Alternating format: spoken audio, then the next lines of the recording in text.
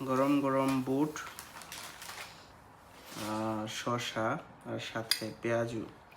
তো সিলেটের মানুষ বেশি পছন্দ করে, আমার জিভে জল চলে আসতেছে। তো অন্য মানুষও পছন্দ করে, আমিও পছন্দ করি। মারিয়া বানাইছে জ্বর দেখে, জ্বরের সময় এটা খেতে ভালো লাগবে মনে হয়। হঠাৎ করে জ্বর শরীরে, ভাইরাস জ্বর মনে হয়। আর তুমি খাবা এটা?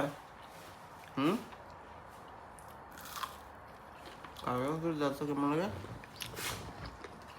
কেমন টেস্টি?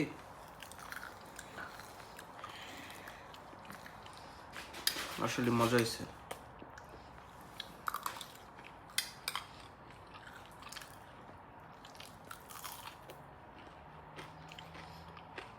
তুমিও খাও।